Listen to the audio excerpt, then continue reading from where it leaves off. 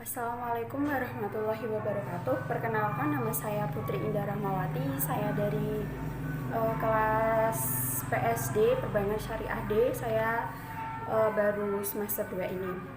Nah, di sini saya akan menjelaskan secara singkat tentang pengertian produksi dan konsumsi. Nah, sebelumnya pengertian produksi itu adalah usaha manusia untuk menghasilkan atau mengubah barang dan jasa yang bernilai ekonomis lebih tinggi. Jadi intinya produksi itu seperti pembuatan, bisa disimpulkan seperti itu. Produksi itu pembuatan. Nah, sedangkan orang atau lembaga yang melakukan proses produksi ini itu dinamakan produsen. Dan selanjutnya tentang tujuan produksi. Tujuan produksi yang pertama itu pastinya menghasilkan barang dan jasa. Nah, tujuan yang kedua itu meningkatkan nilai guna barang atau jasa. Yang ketiga, meningkatkan kemakmuran masyarakat. Yang keempat, meningkatkan keuntungan. Meningkatkan keuntungan itu seperti yang mengambil keuntungan gitulah. Terus yang kelima itu meningkatkan lapangan usaha. Dan yang keenam, menjaga kesinambungan usaha perusahaan. Itulah tujuan dari produksi. Dan adapun jenis-jenis kegiatan produksi itu ada 5. Yang pertama bidang usaha ekstraktif, yang kedua bidang usaha agraris, yang ketiga bidang usaha industri, yang keempat bidang usaha perdagangan, dan yang kelima bidang usaha jasa. Bidang usaha ekstraktif itu bergerak di bidang pengambilan atau pemanfaatan SDA secara langsung. Jadi maksudnya itu SDA-nya itu diambil secara langsung tanpa diolah. Nah, contohnya itu seperti nelayan yang mengambil ikan di laut. Itu kan langsung diambil dan langsung dijual gitu. Jadinya kan tanpa pengolahan gitu. Maksudnya seperti itu. Nah, yang kedua bidang usaha agraris. Bidang usaha agraris itu pengolahan seperti pengolahan tanah. Contohnya itu petani mengolah tanah untuk dijadikan kebun, itu bidang usaha agraris. Nah, yang ketiga bidang usaha industri, itu bergerak di bidang pengolahan bahan mentah menjadi bahan jadi atau setengah jadi. Nah, bidang usaha industri ini contohnya itu industri pengolahan kapas menjadi benang. Nah, itu.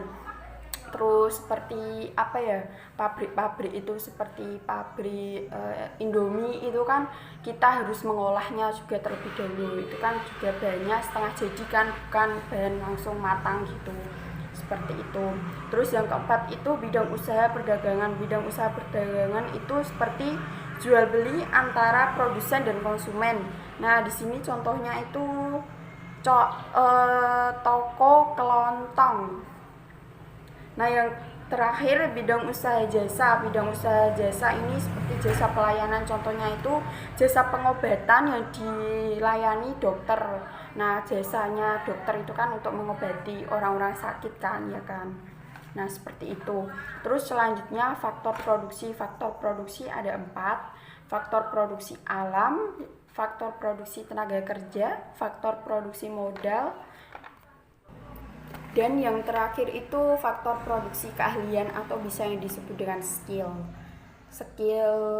yang dimiliki oleh karyawan atau orang tersebut. Kalau faktor produksi ya alam itu segala sesuatu yang sumbernya itu dari alam, itu seperti air, tanah, terus kekayaan alam, maksudnya itu kekayaan hutan atau kekayaan laut gitu, itu kan diproduksi dari alam kan, bukan buatan manusia. Nah, yang kedua itu faktor produksi tenaga kerja. Faktor produksi tenaga itu suatu faktor produksi insani yang dengan secara langsung ataupun tidak itu dapat menjalankan kegiatan atau aktivitas produksi. Ya, meskipun zaman sekarang itu kan semuanya itu kan kadang bisa secara instan, kayak sekarang kan ada mesin, tapi kan tenaga manusia juga sangat dibutuhkan.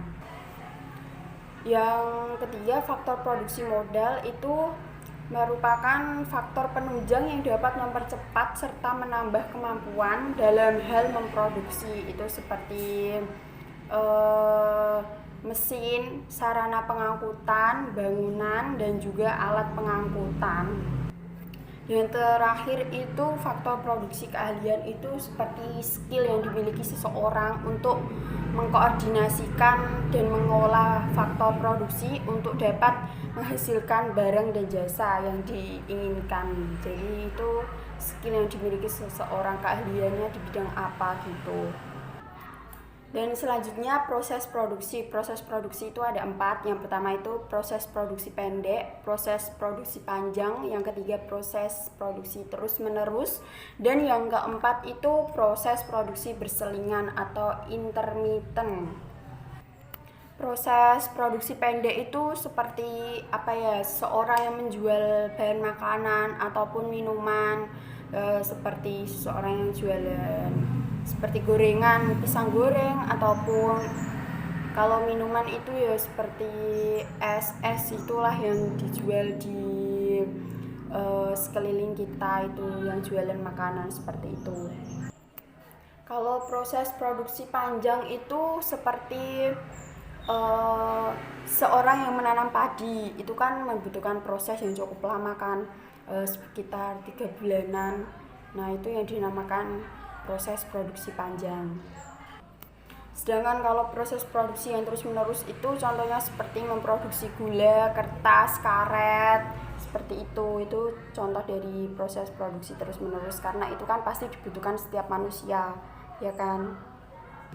Nah, sedangkan pengertian dari proses produksi berselingan itu proses produksi yang mengolah bahan-bahan itu dengan cara menggabungkan barang yang jadi.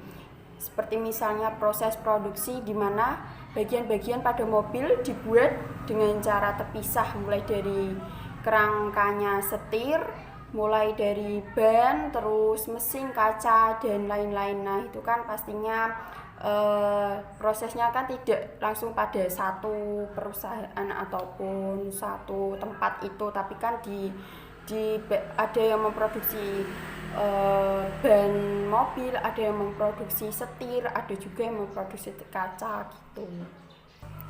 Dan selanjutnya akan membahas tentang konsumsi. Konsumsi itu diartikan tindakan atau kegiatan yang mempergunakan barang atau jasa untuk memenuhi kebutuhan sehari-hari. Jadi intinya konsumsi itu tadi kan kalau produksi itu kan pembuatan. Nah, sedangkan kalau konsumsi itu bisa diartikan dengan singkatnya itu pemakaian, seperti itu.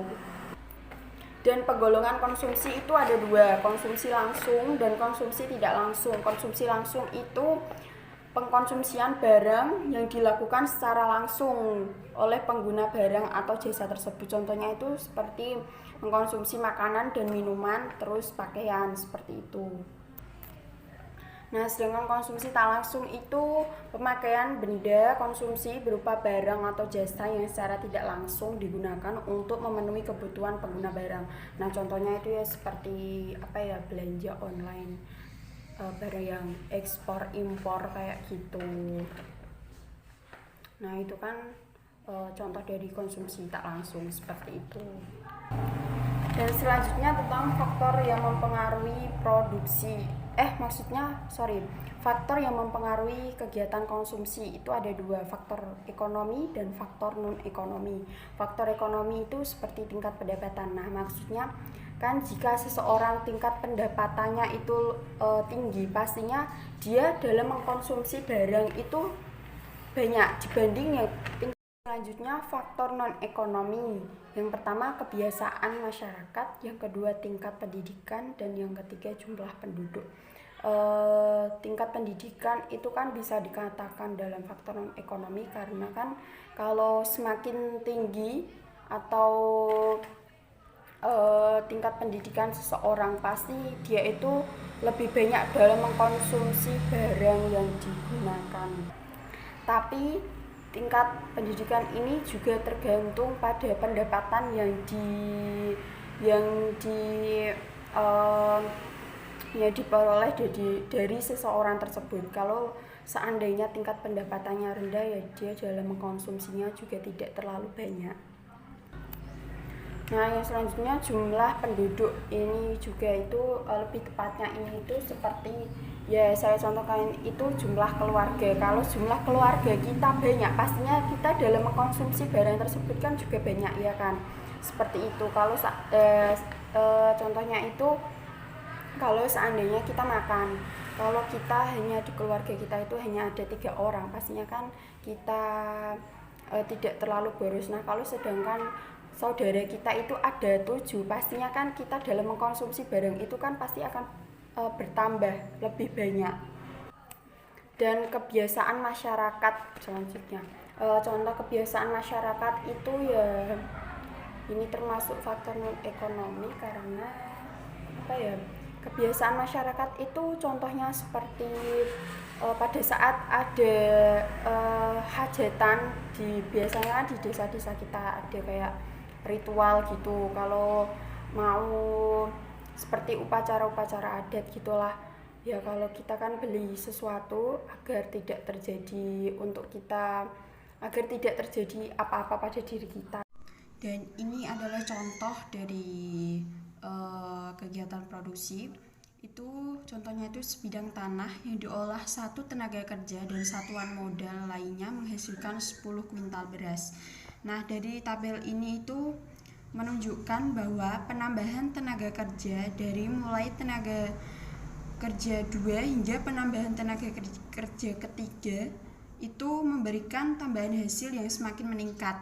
Pada penambahan tenaga kerja yang dari 4 itu sampai selanjutnya mulai mengalami penurunan, dan hukum penambahan hasil yang makin menurun berlaku pada penambahan tenaga kerja keempat. Pada penambahan tenaga kerja keempat itu kan tambahan hasilnya itu kan 8. Nah, semakin tenaga kerjanya semakin banyak, itu hasilnya yang diperoleh itu semakin kecil. Dan ini kurva dari sebidang tanah yang diolah 1 tenaga kerja dan satuan modal lainnya menghasilkan 10 kuintal beras. Nah, pada kurva AB ini berlaku hukum penambahan hasil yang semakin meningkat, dan titik B merupakan titik optimum. Pada BC berlaku hukum pertambahan hasil yang menurun. Nah, di sini itu pada titik BC itu kan hasilnya semakin menurun, dan pada titik AB itu hasilnya meningkat. Jadi intinya, jika penambahan tenaga kerja sudah memberikan tambahan hasil yang menurun, pasti perluasan produksi dengan menambah tenaga kerja itu dihentikan. Dan cukup itu yang bisa saya sampaikan, kurang lebihnya saya mohon maaf. Wassalamualaikum warahmatullahi wabarakatuh. Terima kasih.